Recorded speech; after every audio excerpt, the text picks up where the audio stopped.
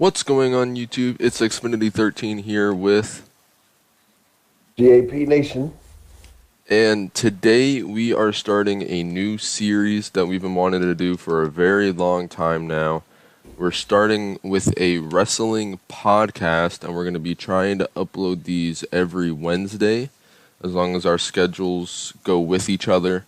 So make sure you're on the lookout for that. It's going to be on both of our YouTube channels, Xfinity 13 and GAP Nation. So be sure to look out for that.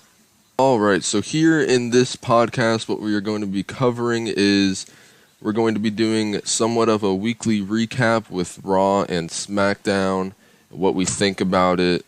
But the main thing is we're not going to be covering every single segment of every show. We don't think the shows are worthy of that, and it's not worth wasting your time for.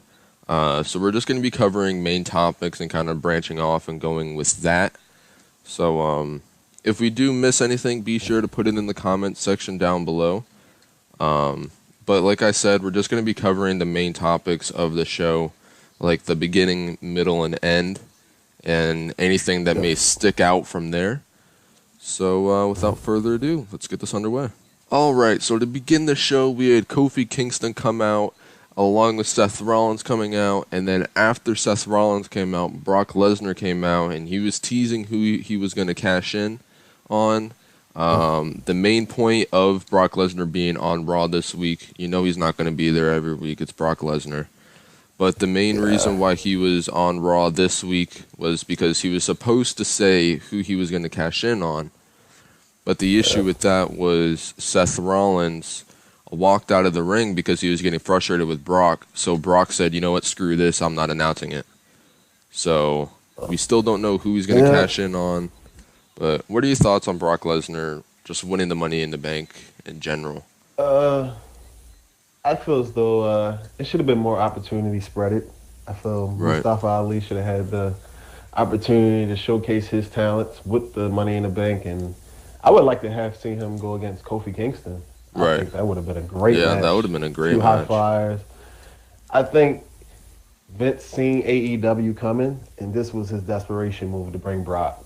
I don't think for 1 second that Brock was thinking. I think Triple H originally wanted Mustafa to win, and once again, Vince changed everything and gave Brock the Money in the Bank. Right. Yeah. I mean, the thing with Brock is Brock sells tickets, and I think that's what Vince sees, and Vince is desperately trying to do that right now. Their shows haven't been selling out recently, and they've been doing some of the lowest ratings they've ever done on television, with under 2 million viewers per show, whether it's Raw or SmackDown. So I think he was trying to pull a rabbit out of his bag, or out of his hat, so to speak. And I don't think that was perceived well by the crowd. Personally, I thought what they should have done was they should have had the lights go dark when someone was on the top of the ladder. Bray Wyatt comes out, and Bray Wyatt's on the top of the ladder, and he wins it. Yeah. But, I mean, that would have been interesting. Go ahead. Yeah. Now, I feel so bad for, Bray. I know he's excited to showcase his character, but I didn't think Bray expected to have this much pressure on his back. Because if you look on Twitter, everyone's begging for Bray to come now. Everyone's tweeting at Bray, save us. The whole company is on Bray's back right now, and I wonder how he's going to handle that pressure. And hopefully he can get the job done. But, man, after there's only so much he can do, though. You know? I mean, the AEW pay-per-view really just amped everything up. Yeah. And now expectations went higher for WWE, and as of Monday, it's like they didn't care. Right. It's like, okay. Yeah. They better watch out. Yeah, I thought after the AEW pay-per-view, and we'll get on that topic a little later, but I thought that pay-per-view was so good, WWE had to have such a good week. Whether that's debuting Bray or just finding something that works and something that's not the same tag team matches every week, whether it's the women's or the men, or the same couple matches. But I don't think they did anything special at all. It kind of seemed like they didn't care about AEW. Yeah, and I mean we'll talk about more of the show on Raw, but it's like Raw just goes with the same thing all the time, every week. There's nothing different. Right. It's just sad to see, man. I wish they switch up the product. Like I said, we're not backstage, or we can blame this all Vince, who I think is most likely doing all this. I know Triple H. You can see Triple H is different. You can see what he's doing with the product on NXT. Why is that so successful? Right. So hopefully Triple H can influence Vince eventually, because AEW is coming. And and I've said this in the past, I think eventually Triple H will take over because Vince McMahon has to focus on his XFL that's coming out in 2020. I mean, we're Yep. a year away from it now, and he's put so much money in, he's not going to just forget about it. He took out Right. tons, it was close to $15 million, if not more, of WWE stake or stock market, and he put all that money to the XFL. So he's not gonna. I mean, he's a businessman first. He's not gonna just neglect XFL, and I don't think he's gonna be able to balance the XFL with WWE. So I think eventually, within the next year or so, we will see Triple H take over. Yeah. And I don't know if we'll get an announcement of that, right? I don't know if they're gonna Right. they're going to go on Raw and say, all right, Triple H is taking over. But I think on how well Triple H has done with NXT, you're going to be able to see a huge difference. You may not see the difference the first week he takes over. We may not know it for a while. But eventually, I think we'll be able to see the difference when some of these younger guys get more of an opportunity and we're not having the same 3 main events every week. And it's not 5 superstars that are wrestling all week. Whereas maybe someone like a Mojo Rawley or someone like a Jason Jordan could get some more matches. But and another thing was, it's just WWE continues to break their rules.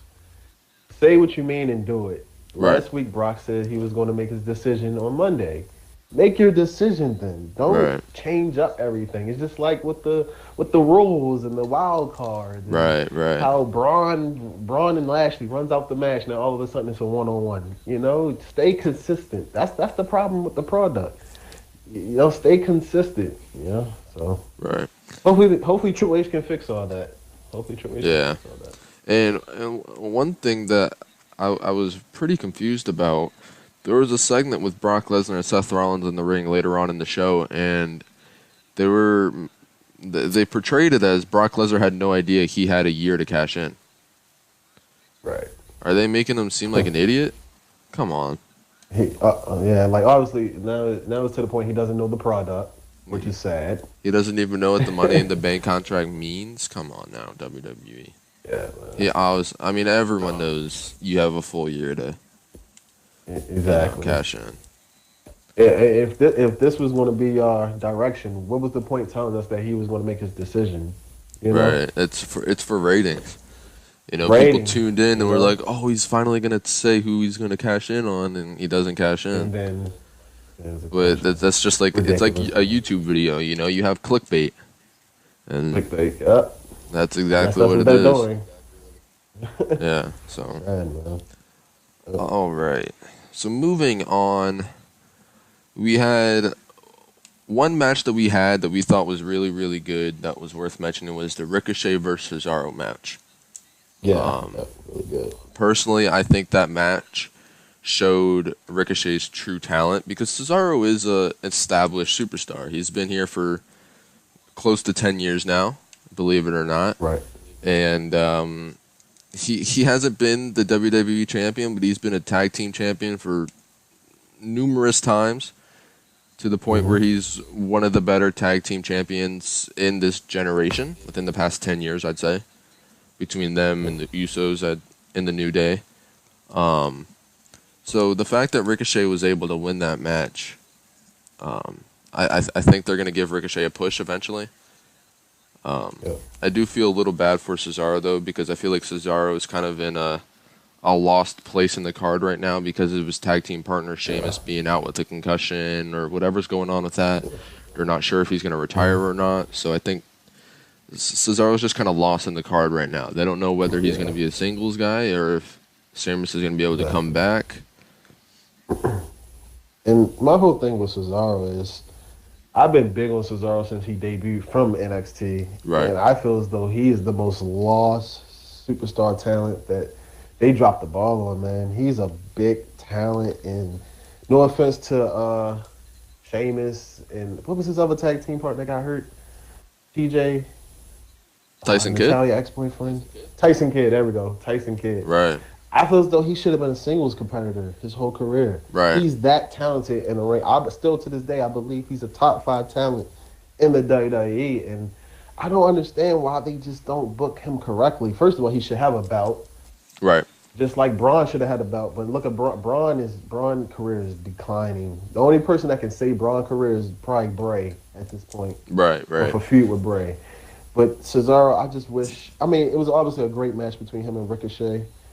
But it's like Cesaro, man. I wish they gave him a bigger push, man, because he has so much talent. I think he's, if not one of the best athletes on the roster, probably the most powerful athlete on the roster. And right. I wish they just used that's him what everyone properly. says too. That he's probably one of the most strongest between him and John Cena. Exactly. I mean that's saying something when you have guys like Braun Strowman, you have guys like The Big Show, and they still say he's stronger than him. Stronger than him. Yeah, I always thought Cesaro had the potential to be great. I don't think they gave him the right push, and now he's just kind of lost. And a quick pet peeve I had before the match. Right. It was obviously last week Ricochet was hurt, and as Ricochet making his entrance towards this week, they say that, Ricochet's 100%. I didn't like that because I already knew that the direction of the match was going. Now Ricochet's 100% to go against Cesaro. Why not just let Cesaro win the match? Just say Cesaro won the match clean. Right. Why we got to let people know that? Yeah, that kind of builds down Cesaro. Exactly. You're building one of your best talents down again. You know? And I'm not saying it's all Vince. I'm just saying, like, come on now. You see talent, build it up. That's the problem now. You want to keep using the same superstars. Yeah. What about these? I think the thing with Vince is Vince has his 5 guys that he likes, and he doesn't give anyone else the chance. Exactly. That's the problem. That's the difference between him and Triple H, right? Yeah, for sure. I mean, Triple H gives people opportunities week after week in NXT. Now, granted, that is the point of NXT, and NXT is there to develop superstars. It's just kind of become its own brand on its own. But NXT's purpose originally was to build superstars from the ground up. And it's hard to do that in the main roster. But it is. Vince still needs to give other people a chance. I mean, it gets stale after a while. Exactly. I mean, I just would like to see all the talent. I just want to see more talent. I understand what you said about NXT was correct, but I want to see more talent. Like, I don't like what they're doing with the Usos right now. This whole funny gimmick. I want to see the Usos wrestle. I don't want to see them playing around. I understand they're a funny tag team. The Usos 6 months ago were so good when they were so serious. They weren't messing around at all, and they were so good on the mic. And now, the past 3 weeks with the revival, with the shaving the back thing and the cream. Come on now. Like, where's this leading to? Yeah. Where's this leading to? And I know you're big on Daniel Bryan, but what did Daniel Bryan try? He's saying he's trying to do. He's trying to bring the tag team division back, and he needs help. He can't do it all by himself. Right? Yeah, he was talking about how he wanted to have the tag team, like the tag team match, be the main event of WrestleMania. I mean, we've had singles matches with the men. We've had triple threat matches with the men. We've had now a triple threat match with the woman as the main event of WrestleMania. But we've yet to have a tag team match as the main event of WrestleMania. And Daniel said that in an interview backstage after Smackdown. And everything he said was completely true. And then the next week, he goes out and loses to the Usos in a non-title match. First off, why was that a non-title match? I don't know. But I thought they lost the titles because they didn't specify whether it was a title match or not. Exactly. But apparently they're still the tag team champions. Again, it was just more of a why are you doing this? It hurt, that hurt Daniel. It hurt. It made no sense, bro. Well, I mean, maybe they were punishing Daniel for what he said backstage, because I know they do that. Like a couple years ago, I think it was last year actually, when Daniel first came back, he was or it was for this actually event where it's in Saudi Arabia or whatever it's at. Daniel didn't want to go, so they punished him when they got back into the States. They had him go against Brock Lesnar. And everyone was saying that was a strict punishment because he didn't want to go to the event overseas. Now, first off, that's a stupid punishment because he just comes off of a concussion injury that threatened his entire career. And you put him in against Brock Lesnar, who just does suplexes all match.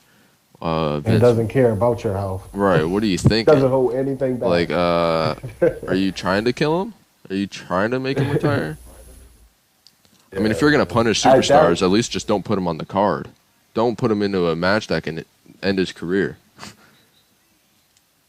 Like, that's what I'm saying. I think this was Vince's doing again, bro. Because it was no point of this match. First of all, I love the Usos, but they should have lost this match just because of the momentum Daniel and Rowan had. Right. And after that promo, to be honest, they should never lose another tag team match till maybe WrestleMania. Right. That promo was. That's how hot. It was something. It caught my attention and got me hyped for the tag team division. And then they lose the next week to the Usos. I was like, just killed it. And what are the Usos doing now? They're not in a feud with them. They're in a feud with the Revivals. Right. What did that do for the Usos? First, what did that do to Daniel Bryan? The Usos didn't benefit at all from it. Daniel Bryan took a hit.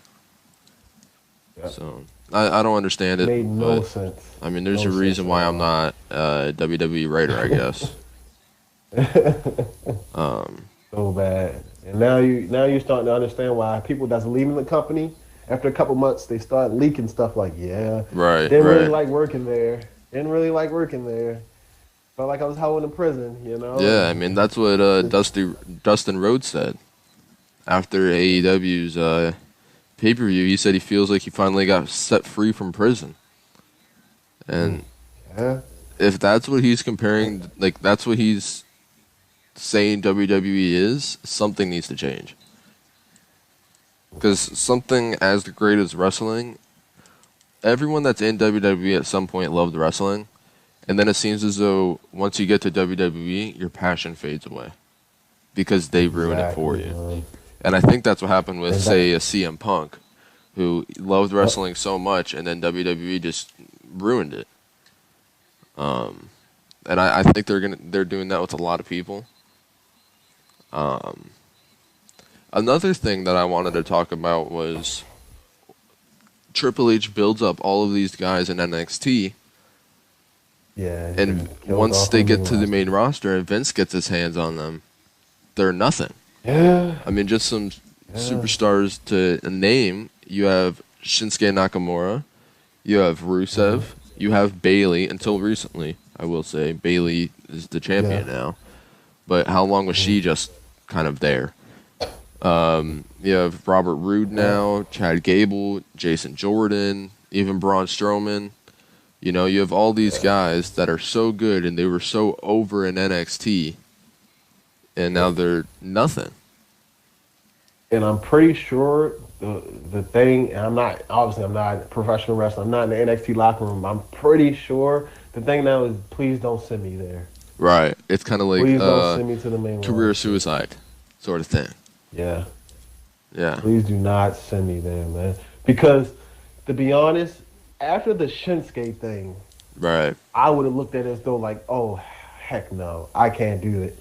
I mean, he had a WWE Championship match at WrestleMania against AJ Styles, and then after that, he didn't do anything. I mean, he doesn't need to win that match, but and I don't want to hear that he can't speak English. I don't want to hear that. He's good in the ring. It doesn't matter. Exactly, and that's Vince's problem. Yeah. He doesn't. I honestly don't think this man watches matches when they're happening. I think he's looking at the crowd. He's on his phone looking at the stock. You know, he doesn't watch the match. If he's looking at the stock right now, he's a little worried. Oh yeah, looking at that merch.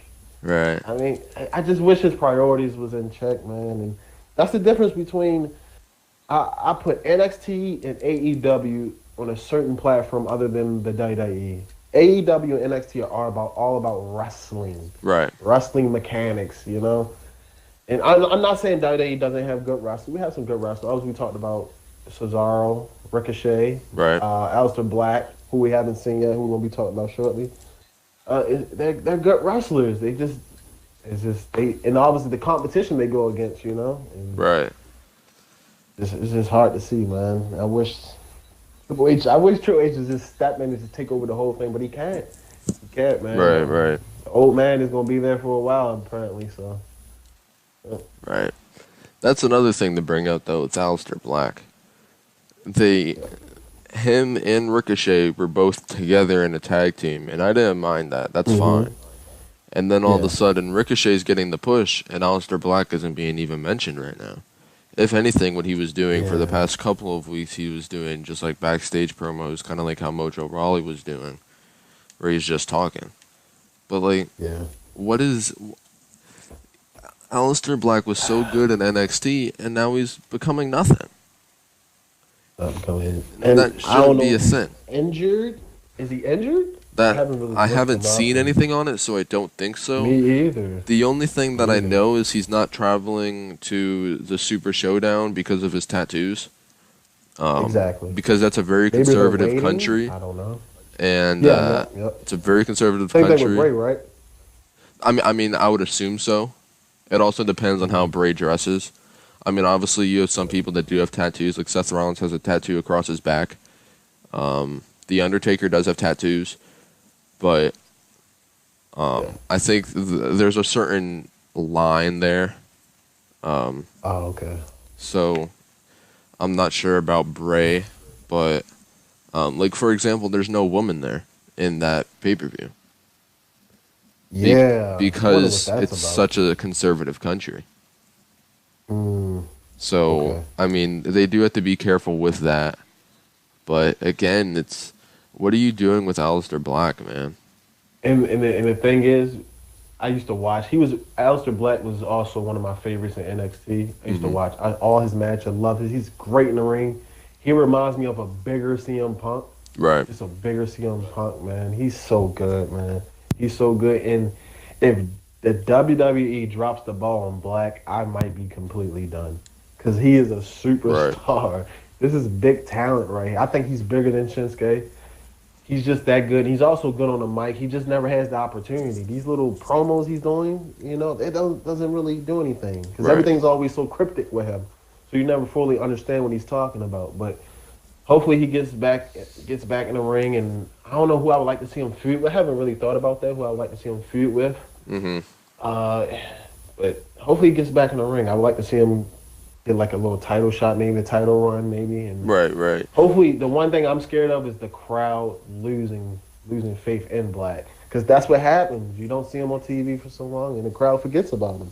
Yeah, I mean, think about Fandango. Fandango was so hot when he first came out. He was so hot with his theme song. Everyone was dancing and everything. He had a match against Chris Jericho at WrestleMania. He beat Chris Jericho at WrestleMania, and then he was supposed to win, I believe, the IC title, and he was going to get his push starting there.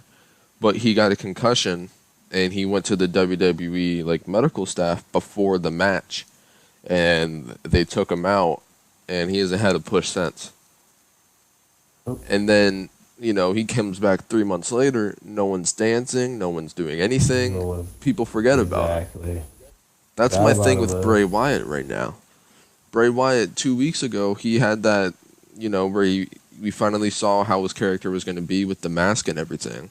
2 weeks later, the hype has kind of died down. And if I was WWE, I would have done it so differently. I would have had him debut last week while he's on fire. As much as you don't want to rush it and you don't want to force it and everything like that, they're in that kind of panic mode right now. I mean, AEW's hot. Yeah. They just had a great pay-per-view. Everyone's talking about AEW and how bad WWE is. Your ratings have gone down so low that they're at an all-time low. And now they let Bray kind of die down. So and I guess they're waiting for a bigger platform to display him. But after seeing the AEW's pay-per-view, and that everything has to change now. And right. I just don't feel no urgency from WWE right now. Right. It kind of seems like they don't care for AEW. I haven't seen Smackdown yet, but I haven't seen Smackdown yet. So maybe something will change there. But I don't know, man. It feels like WWE is just they're not even looking at them right now. Right. They're not scared of anyone, and that's the problem, man. That's the problem. I mean, they're obviously acknowledging AEW because what I've heard is last week Stephanie had a little rally meeting with the talent talking about how AEW is a competitor and they need to step up their game and whatnot. And then last night when they did mention when Sami Zayn mentioned AEW, so they are acknowledging AEW, but I feel like they're not taking it seriously. Right. And a quick point. I don't know if this is true or not. I just seen it on Twitter. Not sure. But they saying that what Sammy said was not script, and that on I guess WWE's YouTube they cut that out. Really? AEW thing. Really? They cut it out. Wow. So I would have to double check that. So if that's true, then yeah, man. I don't know, man. That's crazy, though. When I read that, it was crazy that they actually cut it out. Yeah. So, yeah. Wow. All right. So moving on, in the main event, or in the semi-main event, I should say, we had Baron Corbin versus Bobby Lashley versus Braun Strowman versus The Miz. And the winner of this elimination Fatal 4-Way, remember, elimination Fatal 4-Way would go against Seth Rollins at Super Showdown next Friday. And it was a decent match until I think the end. I think the end was pretty bad. Yeah, absolutely. Baron Corbin won that match. But the thing was, so Braun and Bobby Lashley have this feud going on that they're going to have a match at the Super Showdown. So they took their fighting outside the ring, outside the barricades, and they went to like the concourse area. And then after they went to the concourse area, Baron Corbin pins The Miz. Well, they called the match there and said Baron Corbin won, but what should have happened was The Miz should have been eliminated and Bobby Lashley and Braun Strowman should have still been in the match. And what they said was that Braun and Bobby took themselves out of the match. But one, there's no disqualification. There's no countouts. That match should have kept going. And personally, I love elimination type matches. I think they're more interesting because we don't have them very often. It just adds a different element. And seeing that was a little disappointing. I had a feeling they were going to have Corbin win. I knew Bobby or Braun weren't going to win just because they already have a match at Super Showdown. The Miz, I don't think he has a match. I don't think he has a match either. Now, he may not even be traveling. He may just want to stay home. A lot of superstars don't want to travel. Daniel Bryan's not traveling. Exactly. Kevin Owens isn't traveling. Sami Zayn isn't traveling. Aleister Black isn't traveling, but that's because of his tattoos. John Cena's not going to be there by choice. Yeah. So a ton of superstars just don't like to go there because it was such a bad experience last year. Yeah. And I mean, the match was okay, like you said, until the end. Right. I was actually rooting for The Miz, and I was praying, okay, maybe they're gonna do something different here. Maybe it's not, that's another problem with WWE. It's so predictable. Seems obvious. It's so predictable. Yeah. Not to go back, I keep going back to AEW, but look at the Cody Rhodes versus Dustin Rhodes match. I didn't know who the hell was going to win that match. I didn't know who was going to win that match. Yeah. Didn't know who was going to win that match, but going back to the Corbin match, we knew who was going to win the match, man. Absolutely. We knew who was going to win it. We knew who was going to win the match, and then I talked about this earlier. We're going back to stay consistent with your rules. That regards even in matches. If it's an elimination match, stick with the elimination. Right. You can't. And their excuses, well, they took themselves out the match. Didn't last week, or like a few weeks ago, they had a steel cage match between Shane and The Miz, and there was a rope break? Oh, my God. Yes, bro. The hell? There's a rope break in the steel cage match? Okay. Bro, they are making up rules on the fly, man. Like, I don't I know would if that was a expect at least botch or if that was an actual thing that they told the ref to do. right. And Like that. Right. I expect Vince to stick to the old school rules. At least stick to that, Vince. Right. When you do, like, he's so opposite. He wants to switch up rules, but he doesn't want to switch up matches. Like, just don't understand him, man. But yeah, I was hoping the Miz will win, but Corbin won, and I love Corbin. I think he's a good talent. I Right. think He's starting to grow on me. everyone I know, yeah, a lot of people, we're saying a lot of Corbin, and I think they're going to push Corbin hard. Push Corbin. And one thing I peeped, this was all the way back to the Hall of Fame ceremony. Triple H, when DX was inducted, and they started doing the water gun thing, who did he point his water gun at? It started splashing right away. Corbin. Yeah. That's his guy. This Right. is their guy. They expect a lot. That's why I actually got Corbin winning over Seth in the Super Showdown. So, yeah, that'll be interesting to see. Should be a good match. Yeah, yeah, definitely. All right, so moving on, we did want to touch on AEW and Double or Nothing. I mean, that pay-per-view is so good, it's kind of worth touching up on. So what do you think about it, just overall-wise? And then we can get into details. Actually, I didn't actually get to see the actual whole match with the whole pay-per-view. Right. It was a 42-minute highlight reel on YouTube, and I watched the whole 42 minutes. It was great, man. It was great. It was also different, which I loved. It was different. I didn't know any of these characters other than obviously the main names and stuff. Right. But right. I fell in love with Jungle Boy. His athleticism is off the chain, man. He was doing some stuff I just never seen before. Also love the Young Bucks. I believe they're the best tag team I've ever freaking seen. Their chemistry in the ring is just so amazing. Also, I don't know, the tag team they went against the Luchas. I'm not sure what their tag team name was. They were also great in the ring too. Right. But I think the best match was the Dustin Rhodes versus Cody Rhodes match. Yeah, for sure. That was just awesome. Obviously, John Moxley, a.k.a. Dean Ambrose, or whatever you want to say. Him coming back was awesome. And overall, I give that pay-per-view 100 out of 100. It was just amazing. It was great to actually see wrestling again. And I mean, that's what it's all about. I think that's what that product's going to be about. They don't care who you are. They don't care where you're from. They don't care what your race is or your gender. If you can wrestle, there's a difference between a John Cena wrestling and a CM Punk wrestling or a Cody Rhodes or there's a difference in people that actually know how to wrestle and people that are entertainers. And that's not a hack to John Cena. John Cena's great at what he does. Exactly. But that entire pay-per-view was strictly wrestlers. Now, I guarantee you, nobody knew half of those people in the women's match or in the Battle Royale or, Absolutely. But they were so good, it was worth watching. I mean, if they weren't that good or anything, or if, they just weren't very good wrestlers and they were just kind of filler spots, that'd be one thing and people wouldn't be as interested. But they were all really good in the ring. And I think that's the difference between them and WWE, just right there, just looking at the overall quality of the matches. Every single match on the AEW pay-per-view, Double or Nothing, was a good wrestling match. And there was... because they don't have a weekly show yet. Now they did just get that deal with TNT, but because they don't have that show yet, there's no built-in storylines for the most part.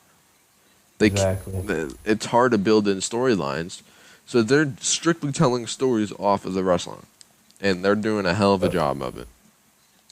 Who was your favorite wrestler so far that you've seen at AEW from the pay-per-view? Did you have any favorites? Obviously Cody, but I believe his name is MJF. I think I think he was great on the mic and great in the ring. I think he has a bright future. It was interesting to see him.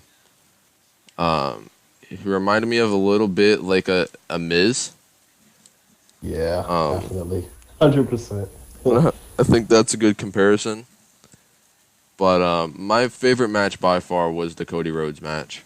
or he doesn't go by Rhodes anymore. He owns that name, but he doesn't go by it. Yeah. But that was by far my favorite match. I think a lot of people didn't like this. A lot of people did like it. It had a lot of mixed reactions. But my favorite thing about that match was honestly Cody with the sledgehammer. Yeah. Oh yeah. I thought that it was more than just taking a jab at Triple H. It was more of taking a jab at WWE and saying we're not going to back down from you. We know you're the big machine, but we're not scared of you. We're here to stay. And that was just a big message to me. But then how good that match was. I mean, if that match was bad, then it wouldn't have mattered what he did in the entrance. Right. But that match was so good, and he told such a good story. And honestly, Jim Ross had a great part in that with the commentary. Because, again, they don't have a weekly show yet, so they can't have promos, and they can't tell the story with the mic. But I think Jim Ross did a great job of displaying what this match meant for each of them. You know, brother versus brother. It's a family thing. And he's gonna be big for them. Right. I think the blood added to that match and made it better, in my opinion. A lot of people said that was too much blood, but you know what? Not at all. First off, I know for sure it wasn't scripted. Right.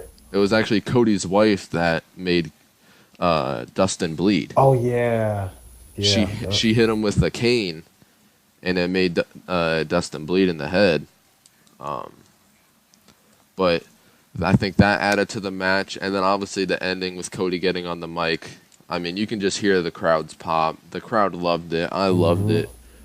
I'm interested to see what they're going to do as a tag team against the Young Bucks. I think that's going to be a great match. Yeah. I'm really excited for that. And then you have the main event.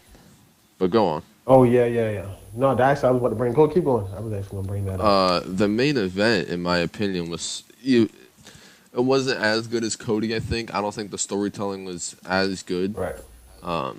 Because, I mean, more people can connect to brother versus brother than, you know, the Jericho match. And not only that, and there's no offense, no knock on Jericho, but it just shows you that I don't know how to put this in words, but Jericho just couldn't keep up with Omega, in my opinion. I understand he won the match, but it just seemed like Kenny, this was my first time ever seeing Kenny Omega wrestle. It just seemed like Kenny Omega, wrestling-wise... It seemed like Kenny had to carry the match. He did, bro. He did. Right. And it looked like... And no offense to Jericho, it looked like Jericho just never been in a ring before. Kenny carried the hell out that match, man. Right. He's just a technician in the ring, and I can't wait to see more of him, man. But it just shows you, man, why Jericho showed you, and I'm not trying to bash Jericho. I love Jericho. I love his gimmick.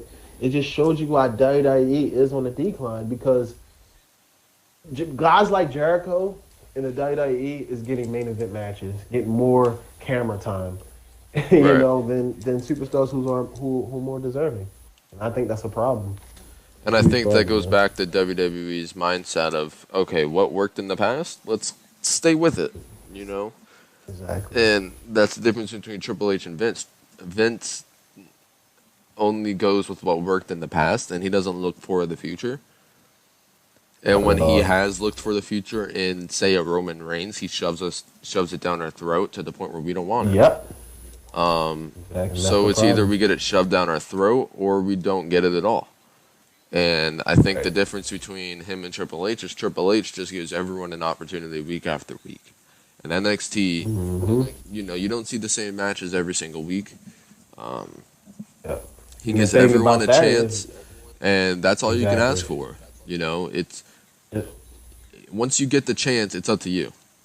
And the issue with Vince is Vince doesn't give people the chance, but Triple H is giving people the chance, and most of the superstars are running with it and making the most out of their chance until they get to the main card. Yeah, and another thing, I know I pointed this out to you before off video, but Dustin Rhodes saying that 30 after the match they had interviews, and Dustin Rhodes saying that 30 WWE superstars texted him after the match. Right. And that's just so huge to me, man, because it's like, in my opinion, I'm already scrambling, looking at the roster like, okay, who that could have been? who's one of the 30 superstars that could have Right. been? You know, in my head, I'm automatically thinking Rusev, Shinsuke. Right. Like Some of the these guys guys that gonna get aren't the being hell out used of it. right. Rusev, Exactly, Shinsuke, man. Mojo Rawley, Exactly. a big And one you that never know, bro. A big I one. think the next one to leave is EC3. EC3, I Yeah. wouldn't be surprised. And you never know. It can be a bigger one. Maybe this is far. Maybe Braun. You never know what Right. relationships these guys got in backstage. That's why probably after we're done with this video, I'm actually going to look at Dustin Rhodes' Instagram, see who's following him. You know, I'm going to see who's following him. That's another thing, man. You got to use social media to our advantage. And another thing, I know we can probably talk about this for hours. Another thing is Sasha, man.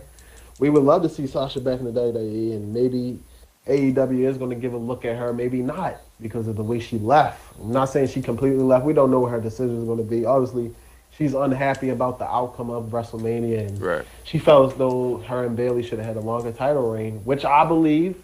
You know, I don't agree they should have lost to the Iconics. And the Iconics, to me, is basically what Vince loves. He doesn't give a damn about wrestling. As long as you can sell something, as long as you can Right. sell something and your gimmick is somewhat funny or it just connects with the fans somewhat, you know. So Yeah, I agree with you 100%. Yeah, the thing with Sasha that I think companies are going to be kind of careful with her on is how she left. Because AEW just had to deal with that with Neville or Pac. He left WWE because he wasn't happy. He lost the cruiserweight title and he didn't want to lose it. I mean, granted, he was probably the best cruiserweight. Or, yeah, I think that's what it's called, the 205 Live thing. yeah. And I think he was the best one there, but it is a business. You do have to put other people over. And he didn't want to do that. And he went to AEW, and then he quit AEW. And now AEW is like, yo, you just screwed us. Like, we had big plans for you just in the future. Maybe not right now, but in the future. Exactly, man. So I think, for example, AEW is going to look at Neville's situation, and they're going to look at Charlotte's situation, and they're going to go to Charlotte with caution, with kind of red flags all around her, because Sasha. they don't want the same thing. Yeah, with Sasha, excuse me. Yeah. Because they don't want the same thing to happen with Neville to Sasha, where they get screwed. Yep. You know, there's a trust, and you know, you can't trust Neville anymore with any promotion. Yeah. Long term wise. And like I said, I think, and we talked about this before, I think it's deeper with Sasha, you know? Right. Sasha, right now, what's happening in the women's division? Nothing. Becky and Charlotte. As far as, like, Basically. she's seeing her three best friends climb when it used to be Sasha and Charlotte. Right. When Sasha and Charlotte came out from NXT, it used to always be those two. You know, Sasha was either one, Charlotte was either one, you know? They always used to come back and forth, but now Becky came from all the way at the bottom because she was clearly behind Bayley. Right. Becky's now 1, Charlotte's now 2, Bayley is now 3, and Sasha was 4. Sasha is 4 now, and I think Sasha sees that, and she doesn't like that, man. And I don't think I don't know if she just doesn't like to be the least favorite, or I understand she's very competitive, but I think Sasha's starting to realize the spotlight just not on her no more. Right. It's fading away. Becky took the spotlight. She it's gone now. It's not like it's not even like Becky was given the spotlight. Becky earned not it, at all. and she took it 100%. and ran. There's a difference between her and, say, the Iconics, who didn't necessarily earn it. Yeah. But personally, I don't see how you can be mad at, say, a Becky. Maybe, and this is what I said last night, I think she's more jealous at Ronda and more mad about the Ronda situation than she is about the Becky situation. Because Ronda's done no background work with wrestling. Now, obviously, with UFC, she worked very hard to get where she is and to build her own name. Right. but she hasn't put in the work to be a WWE superstar. And I think that rubs Sasha the wrong way because, okay, Ronda comes in less than a year in the company. She's the champion, and then she's main eventing WrestleMania, and I think that rubbed her the wrong way. I think she wanted to be the main event of WrestleMania because she started the women's revolution or evolution with Becky and Bayley and Charlotte. You know, they started it, not Ronda. Ronda just kind of came in and cleaned up. You know, Ronda got the leftovers, and I think that's what rubbed her the wrong way. Plus, I mean, obviously losing the title.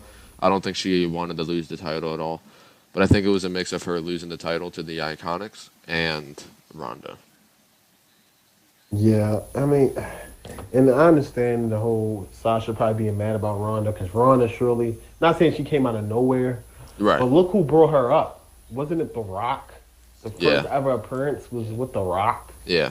So, you know, you should have knew right then and there where everything was heading. And it's not only Sasha that doesn't like Ronda. I think Alexa Bliss doesn't like how Ronda there's a couple up women that don't like Ronda because she hasn't. Yeah. Yeah. And I know it's because she hasn't done the work in the indies kind of thing, or they feel she was just given the opportunity. Now, again, she did earn that, and she made a name for herself in UFC. But I think the women are mad because she didn't make a name for herself in wrestling, and she didn't establish herself as a wrestler before she got the title. She got the title and then established herself as a wrestler. Exactly. And that goes back to my point again. Vince caring about the name and not about the wrestling ability. Right. Not saying that Ronda couldn't wrestle, because obviously now after Ronda developed in the ring a little bit, she can wrestle. Ronda's actually really good in the ring. Yeah, she's really good in the ring now. At first it was a little awkward. Yeah. It was a little awkward. But now she's actually, like, it's kind of crazy how well she's done. But yeah, it's kind of like Vince is just going for the big name. Yeah. The big name is going to sell tickets, and I think that's why, if we go back to 2011, I think that's why The Rock came back for 2 years main eventing WrestleMania. They needed someone to go against John Cena for a main event in WrestleMania, and who's bigger than The Rock? So, I mean, that obviously did good business for WWE. It sold them tickets, but it pissed off a lot of talent. It's not fair that The Rock doesn't wrestle for 8 years and all of a sudden he's the main event of WrestleMania. Yeah. And that goes, and quick thing before because we're gonna wrap it up with the CM Punk thing, but it goes back to my thing about, and there's no knock on the women's division, not at all. But after seeing AEW Double or Nothing women wrestle, there's absolutely no one on WWE's roster as far as women that can even step in the same ring with them. And that's no knock on Becky. Charlotte, I believe Charlotte have somewhat of talent in the ring. They're good characters. So look at good characters, yes. But Bayley's not that great in the ring. No. And who gets lost in all of this because she's also been a wasted talent? Asuka. Oh my gosh, I forgot about Asuka. Asuka is a monster in the ring. She's a monster. That's one person. I hope she texted Dustin Rhodes. I hope she texted him because Asuka can wrestle her butt off. I put Asuka 1 as far as talent-wise, as far as women's division, that can wrestle, and then I guess Charlotte's right there. Right. And then after that, you know, and there's no knock on Becky. I love Becky. I'm the biggest Becky fan. And she's not that good in the ring. She's a great gimmick and a great character, but she's not very good in the ring. Not good in the ring. But then once you look at AEW, you have about, 8 women that we never even heard of, and they rocked my socks off. And I guaranteed out of 8 of those women, maybe 4 of them, Vince probably tried to contact. And you know what they said? They said no. Because no, I don't want to be matched up with the same person every night. I don't want you to give me that bullcrap ass character that you want me to walk to the ring with every night. Right. You know? So yeah, it's just AEW opened my eyes to a lot of things, man. Because I wasn't even after I was done with that pay-per-view, I really just sat down and was like, bro, Becky and them can't really wrestle. Right. Bailey can't wrestle. I've been fooled all along. I've been fooled. It's just their names, and it's sad to see, but man, I love AEW. That's all we keep saying the whole. I love AEW, man. All right. On the topic of AEW, now there was a poster that came out for AEW's next big pay-per-view, August 31st, 2019. And I'll put it on screen here for the viewers to look at. As you can see on the poster, it says All Out, and it is 2 red stars and then 2 other red stars and then the AEW logo. And if you look, I added CM Punk to this picture, and you can see that was CM Punk's t-shirt design. Now, keep in mind, this is in Chicago. So, you have AEW teasing about Punk with the stars. It's in Chicago. We already have rumors of Punk coming out of retirement and wrestling again, whether it's with WWE or AEW. But there's a catch that I don't think a lot of people are looking at. I didn't know this.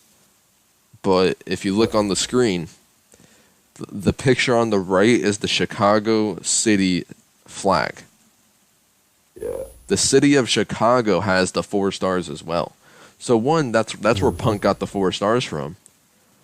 Is AEW teasing for Punk, or are they just having those stars there because of it being Chicago? Yeah.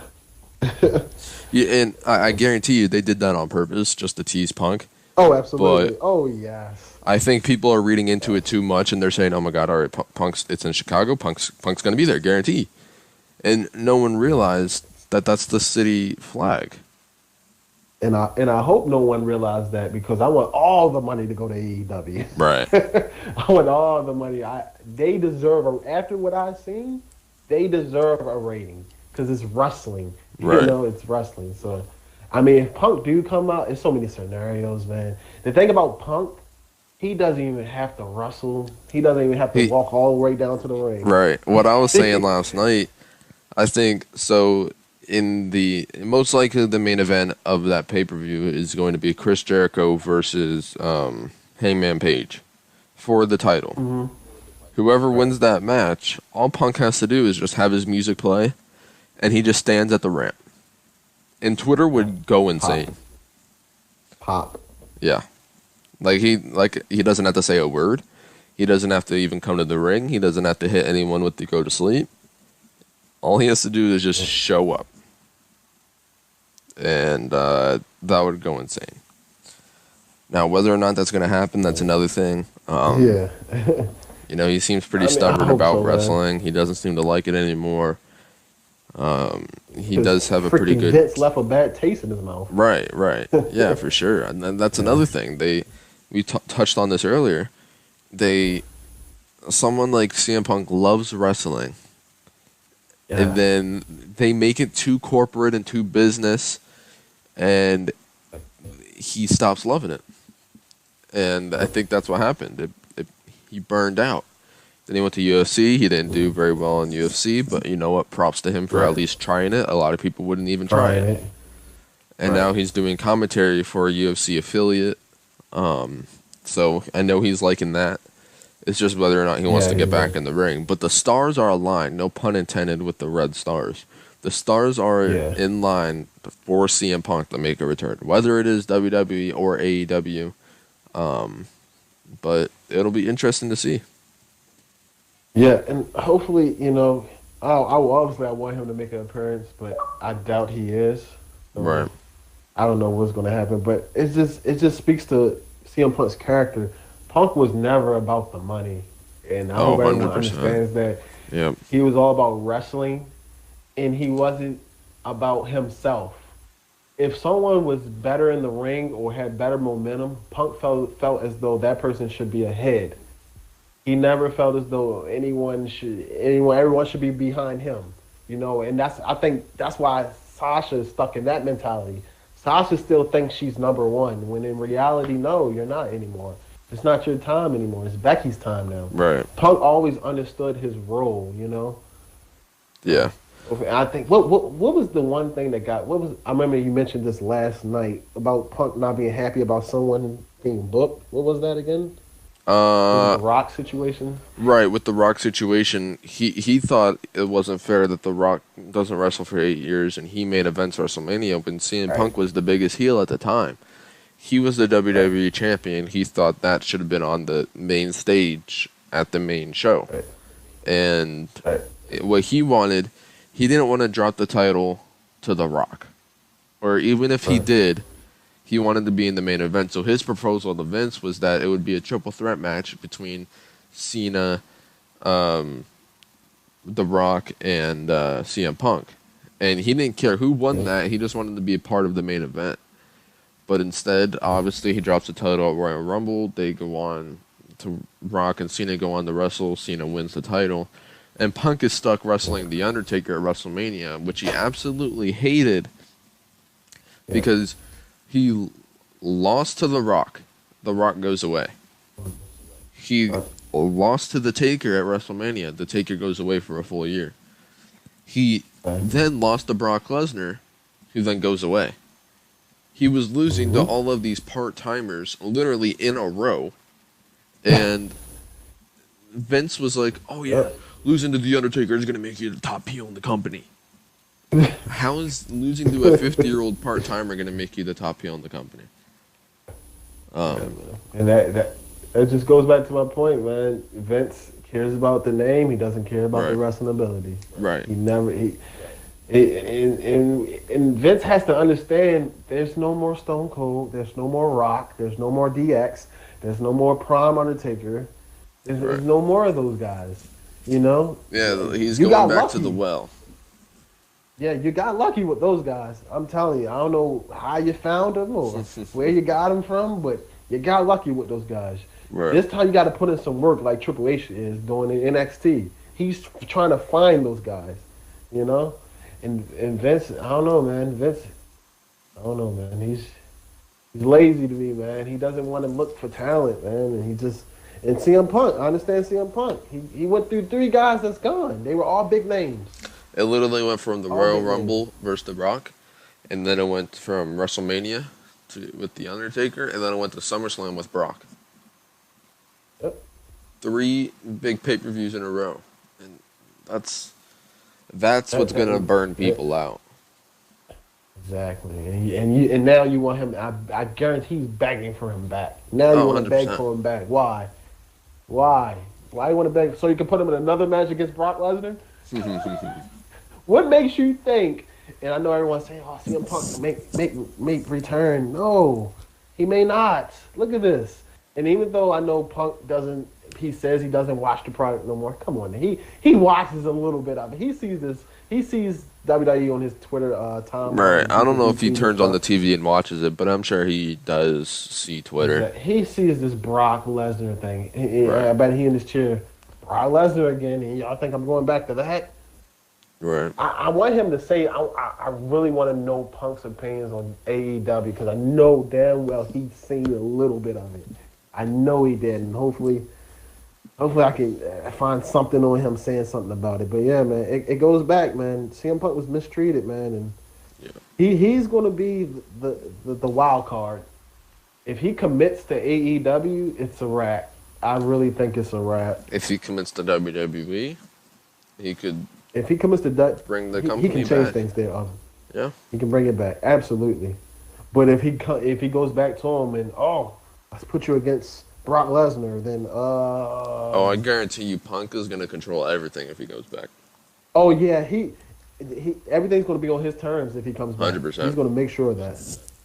Like in his contract, I guarantee you, he's going to be in his contract. It's going to be written that he's going to main event at WrestleMania. Guarantee. Because that's all he wanted to do. He didn't care if he was champion. He didn't care if he lost in the main event. He just wanted to be the main event because as the main event, when you do get paid the most, you get paid for where you are on the card. But the money is not the thing with CM Punk. The best wrestlers should be in the main event to him. And he was in 2011 and 2012, he was the best wrestler. He was the hottest wrestler. He was the best in the ring, the best on the mic. He brought the most eyes to WWE when it came to, just ESPN and the Good Morning America show, eyes outside of WWE, and he brought those eyes to the product. And there hasn't really been a superstar that does that, other than I will say Roman Reigns, when unfortunately he had his cancer come back. Right. But that's a different circumstance. So that's completely different. And hopefully, it's two dream matches I would like to see. After seeing Kenny Omega perform, I would love to see CM Punk versus Kenny Omega. Right. That would be love. I would love to see that. I would actually pay the full $60 to watch that. Right. And not to mention, shoot, I might actually pay $60 to watch the next pay-per-view after what I just seen. Right. And another dream match I would love to see is Daniel Bryan versus CM Punk. That's what I was thinking. Daniel Bryan has shown, because we've seen it in the past, but it wasn't when Daniel Bryan was his top self. Exactly. And he's grew in the ring. He's great in the ring now. He's probably the best performer in the ring now. Yeah, I think that would be a great match. That'd be a great match, and hopefully we'll get to see that, or maybe not, but yeah. All right, so up next we have Smackdown Live, and personally, I thought the show was a decent show.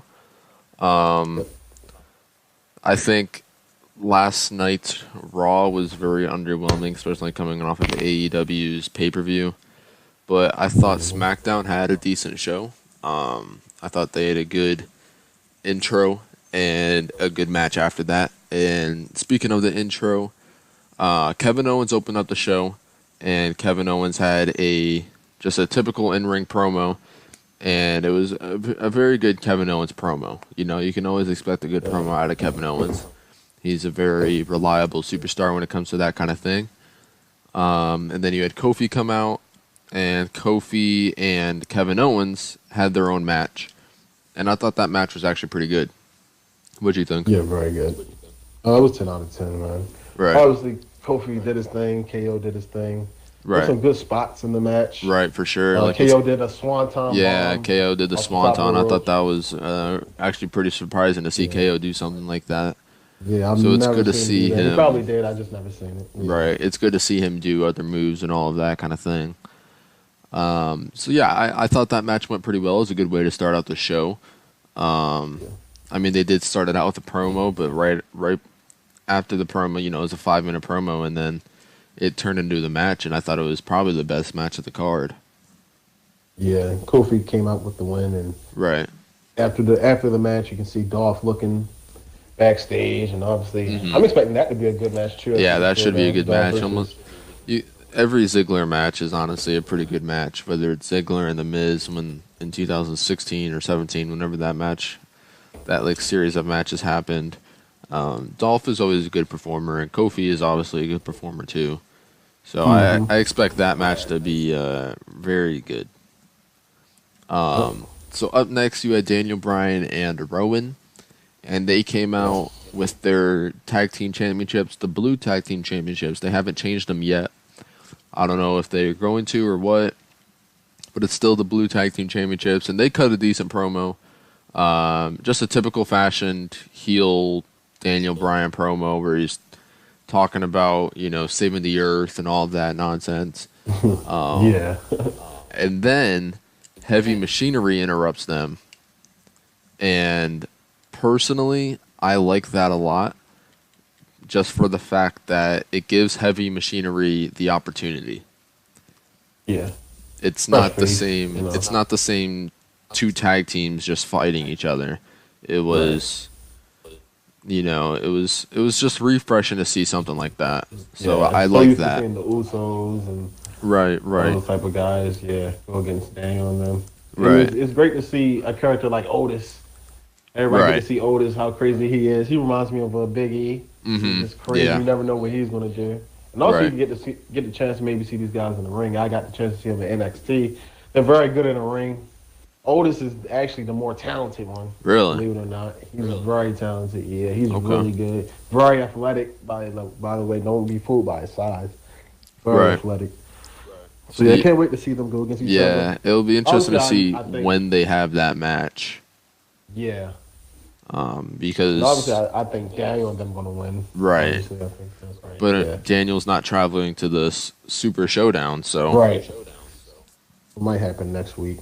yeah, Most maybe just a likely. tag team match on SmackDown or something like that. But that was a good way to put Heavy Machinery over and kind of introduce them to us. We've seen them on the main card before, but it was nice to see them actually doing something worth something, worth our time. So that was just something nice to see. But after that, we had the Aleister Black promo, and just another good typical Aleister Black, like backstage with the lights off kind of promo that they've been doing the past couple of weeks. But it's interesting to see what they're gonna do with Aleister Black. Now I don't know if we're not 100% sure if he's injured or not, or if they're. Personally, I don't think he's injured. I think what they're doing is they don't know where to put him, and they don't want to just throw him somewhere and have him get lost in the card and kind of ruin his gimmick. And what kind of upset me was him saying that he's waiting for someone to challenge him. He couldn't do that in the ring, maybe. Right. Maybe it's something personal going on with him that he couldn't make it to the show. I don't know. Maybe that's why he cut that promo where he was. Right. But obviously he's waiting for an opponent, and I wouldn't mind. I don't know who I would book with him. Maybe Mustafa Ali, Right. who wasn't even on the show tonight. God knows why, but maybe Mustafa. That's the only name I can think of. Maybe Kevin Owens, because it seems like he won't have anything now. A good feud. Yeah, because Kevin Owens doesn't have anything really going on right now. Not at all. So it'll be interesting to see what they do with Aleister Black. He reminds me of a lot of Punk. I mean, obviously with the tattoos and everything like that. But he's good in the ring, and it'll be interesting to see where they take him. Hopefully they give him the right kind of push that character needs. But knowing Vince, knowing WWE, that's not going to happen. So it'll be interesting to see. Yeah. I really hope they don't drop the ball on him, because that's just an absolute waste of talent. Right. It's an absolute waste of talent. Yeah. But up next, we had Shane McMahon. It was Shane McMahon Appreciation Night. So he came out with Drew McIntyre and Elias. And they cut a typical Shane McMahon, best in the world kind of promo. Nothing really going there. Except R-Truth was running from, everyone backstage, and he runs into the middle of the ring. So Elias and Drew McIntyre attack him, and then Elias gets the pin. So now Elias is the new 24/7 champion. Yeah. So. And a couple things I took away from. I look at the little details. Right. The number one person I looked at as soon as Elias won the belt was Drew McIntyre. What's his reaction? He didn't give a shit. Little stuff like there. Yeah, little stuff like this shows me what do people think of the title. Right. You know what I'm saying? Right then and there, that showed me McIntyre that they don't give a fuck about that title. Yeah, McIntyre kind of seemed like he didn't even want to be there. He didn't even want to be there, man. He didn't care about the title. He was like, He actually smirked. Yeah. He didn't care for it. Right. That showed me right there. McIntyre is still on that higher tier, and they still look at Elias as that lower tier, second tier maybe. And it's unfortunate, but that's just it's little things like that can show you what direction superstars are headed, man. Right. So up next, after that, we had Bayley versus Lacey Evans, and the match was all right. It's what you expect, just a typical women's match. But at the end, Bayley attacked Charlotte. Charlotte was ringside on commentary, and Bayley attacked Charlotte. So then Charlotte tried to get into the ring, and Lacey rolled up Bayley, but then Bayley kicked out before the ref could get the count of 3 because the ref was distracted with Charlotte. So then Bayley rolls up Lacey Evans, and then Bayley gets the pinfall and gets the win.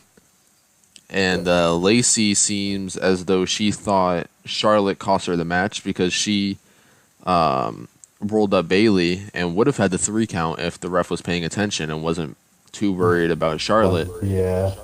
So Lacey then attacks Charlotte, and now we have that feud going on with Lacey and Charlotte.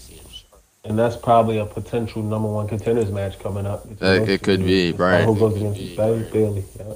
Right. And I thought they were just gonna click. I thought they was gonna be best friends for weeks. I Right. was I not was thinking expecting during the that at show, all. maybe there's a tag team that can go against the Iconics, but Yep. as we can see, not anymore. They are now going against each other, so it'll be interesting to see what they do with that. I'm pretty high on Lacey Evans and Charlotte. I mean, she's a 9-time women's champion. She's very good in the ring. Mm-hmm. I like Charlotte a lot too. I think she's very deserving of those 9 titles. So it'll be interesting to see how that feud develops. I think that feud has potential to be pretty good. Now, whether or not they tell it right, you know how WWE is. Yeah. They have what WWE seems to do is they always seem to build something up really well, and then it's just really underwhelming. So hopefully that doesn't happen with this feud. Hopefully that doesn't happen with Bray Wyatt, but you never know. Yeah. All right, so up next, they teased that, or they said that the Undertaker was going to be on Raw in this coming week. Yes. So it'll be interesting to see what the Taker has to say. It's probably not going to be more than 5 minutes. Probably his entrance will be 5 minutes, and then him in the ring will be 30 seconds. But at least we have a promo for that Goldberg versus Taker match at Super Showdown. Which most likely will be the main event. I'm thinking, because it probably going to be the shortest match. Right.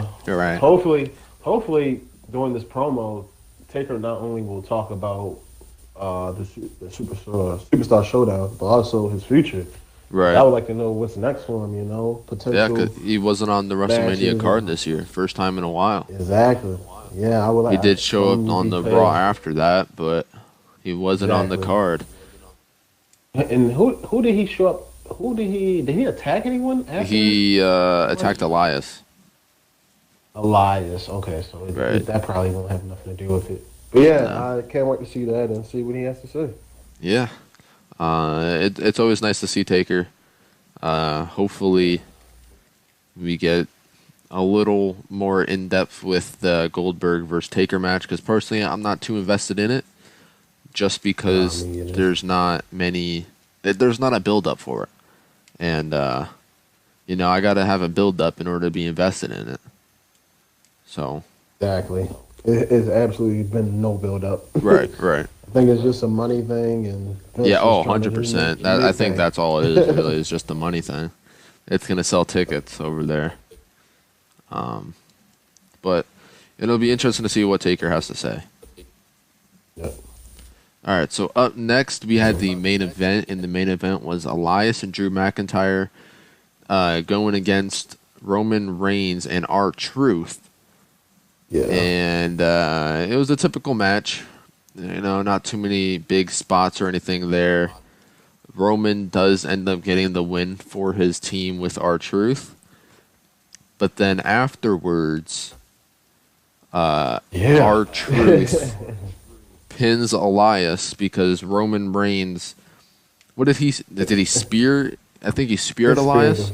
He speared Elias, and then he let R-Truth get the pin. Right. And now R-Truth is again the 24/7 title champion, and he is now a 2-time 24/7 title champion. First ever 2-time champion. And again, that shows you, as soon as Roman speared Elias, I looked right at Roman. What are you going to do? Yeah, I thought Roman was going to go for the pin at first, and I was like, okay, that could bring some power to this title. The fact that Roman gave it up. Gave it up. He didn't, because it's not. It doesn't elevate. It's a joke. Him. It's not his type of. It's a joke to him. No offense to Elias, who has a great thing going on for him, but right now, I don't even think Vince sees Elias as just that top guy like Vince. I mean, top guy like Roman and Drew. Right. And that's why those guys didn't even bother even trying to get that belt. You know? Yeah. So I was very disappointed with the ending. I was actually really looking forward to Elias holding that title. I thought Elias was going to bring some prestige to that title, maybe bring some legitimacy to that title. And then with R-Truth winning it again, we know nothing's going to really happen with that. So. Nothing's really going to happen with that. You might occasionally get a Hall of Famer probably going to win it. Right. Probably something surprising like that, But other than that, you're probably most likely not going to see one of the top stars get that belt. Right. So, yeah, I just don't think they're focused on it, and I think that title is more for the mid card to just have some more opportunities, because it is giving people opportunities if they use it right. That it's given R-Truth another opportunity. Just be on television, so maybe they can have someone like EC3 win that title eventually and give him some TV time. Right. Something like that to maybe try and develop people a little more, develop superstars a little more. But other than that, yeah, I don't see any top guys really winning that title or going for that title. It's just not worth it. It's not booked very good. I like the idea personally. I think the idea of it is pretty cool. Yeah, it's fun. It's pretty cool. Yeah. It's just it's just something different that we haven't seen in a very long time. They used to have that with, I believe, the hardcore title back in the day. Yep. Back then though, it was The Rock was going for it. Exactly. Mick Foley was going for it. So you had these top tier guys going for the title. So it brought some legitimacy to that title. But now it's mid card and lower than mid card, maybe even low card superstars going for it. And I guess I don't know how long this title been out, for about 2 weeks now, but yeah, right now it put a stamp on who's going after it, who's not going after it. Like right. Brock Lesnar's not even going to sniff the thing, going to look at the thing. Right. Guys like that. I think they dropped the ball on that one. I think that really could have been a top title if they booked it right. Yeah, and then hopefully I'm rooting for Andrade to beat Finn. Because I just don't like what's going on with the Intercontinental Championship. As we're talking about the tiers of the championship, I feel as though Finn isn't bringing anything to that title. Like how The Miz did. So it's like, yeah. And that's hard. That's hard to say though, just because he's not getting the matches either. He's not getting the opportunity. I mean, he didn't even have a match tonight. They showed a promo of him last week on WWE.com. So he didn't even really do anything this week. So he's not doing very much, and it's not his fault. They're just not giving him the opportunity, and that's kind of hurting that title a bit, I think. But like when The Miz had the title, when Seth Rollins had the title, it brought some legitimacy to that title. But now it's just kind of iffy, and it's, I forgot who had that title. That's how bad it is. Right, and it's titles like that can main event a show like that. We don't have to see Roman every main event, Right. We can see an Intercontinental Championship match that main events it, or maybe if the title doesn't even have to be on the line. Just that guy who is the Intercontinental Champion can main event the show. Like switch it up, Just like I hate to go back to NXT. Some nights you have Shayna Baszler, who's the NXT Women's Champion. She main events some nights. And then you have the Tag Team Champions that main event some nights. And then you have #1 contenders that main event some nights.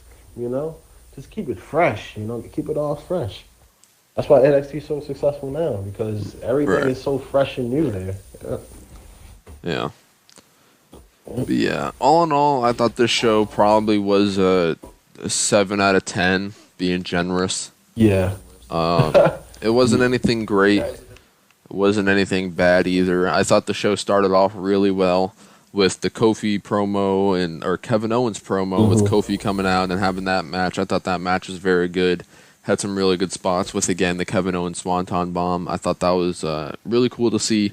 He did a frog splash before that and then the Swanton Bomb, and he hit both. Kofi didn't reverse either one. So that was cool to see. And then when I personally love Daniel Bryan, whether he is a heel or a babyface. I think he's one of the top heels in the company, and whatever he touches seems to turn into gold. So it was good to see him out there get some promo time, because he did cut a good promo 2 weeks ago, I believe now, backstage, and I thought that promo was one of the best he's ever cut. So it's good to see him getting some opportunities like that. But then again, towards the women's match and the main event was pretty underwhelming considering how well the show started.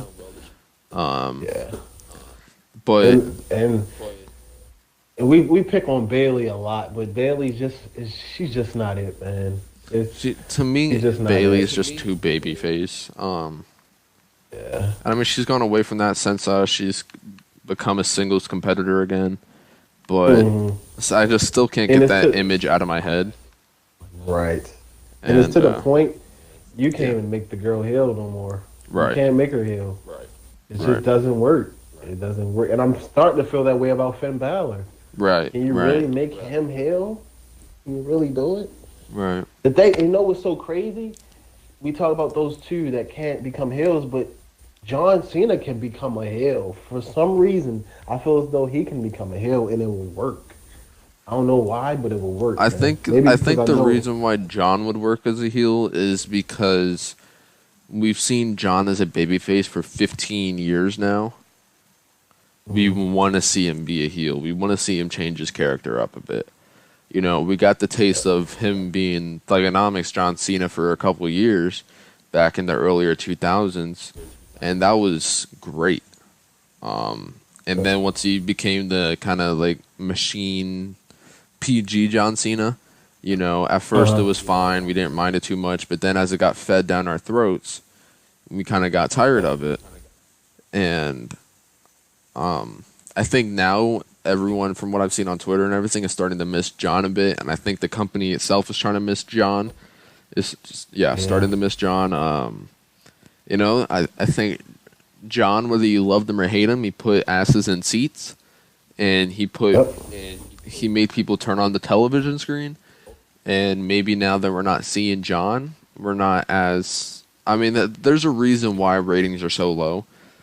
And it came across my head today that ratings have been low since John stopped showing up on television. Yeah. I mean, whether it has a correlation or not, it has to have somewhat of a correlation. I mean, I'm sure John's not 500,000 viewers worthy, but... I mean, it's interesting with that. But I think with John, we've seen him babyface for so long, we want to see him turn heel because of that. I think everyone does. And, I mean, like, John is so good on the mic anyways. He's one of the best on the mic, whether he's a heel or a babyface. So we know he can strive as a heel. And he's teased it multiple times, whether he talks about how we want a little heel turn or... Yeah. At WrestleMania, when he said when he was rapping to Elias, he said, "You just got in the way of John Cena turning heel." You know, the crowd went crazy after he said that. So he keeps teasing it. So, but hopefully we do see that eventually, full time at least. But I don't think it's going to be anytime soon. But I think WWE is in desperate need of it. I think John Cena as a heel could potentially help the ratings out quite a bit. So it'll be interesting to see. Pray for Bray.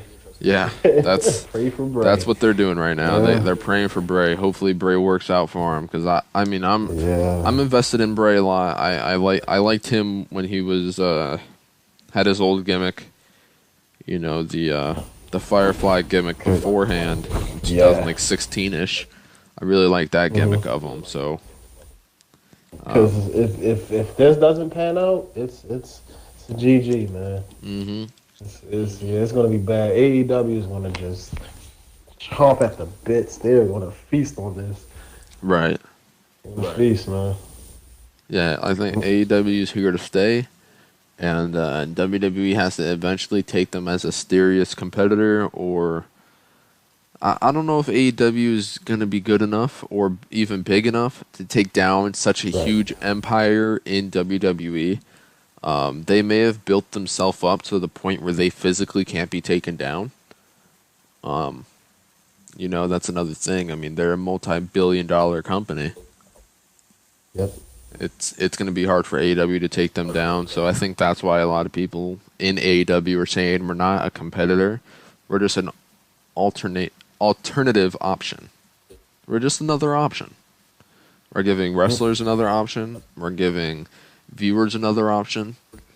And I think AEW's hope is obviously to take down WWE, but it ultimately provide better wrestling for AEW and to elevate WWE's game. You know, competition is good for everybody. If WWE doesn't adapt and change, then they are going to decline, and they're going to keep declining to the point where maybe they do run out of business. I don't think that will happen, but it's possible. Right. But if they take AEW seriously as a competitor, it's only going to make WWE better. Right, which I'm hoping. Yeah, it's a good time to be a wrestling fan. And just real quick, the first thing I seen on Smackdown Live was a sign that said "Save us, Triple H," and that's just the mentality. Everyone's starting to get it now. I think everyone's finally starting to see the product, and everyone's starting to understand that no, it isn't Triple H.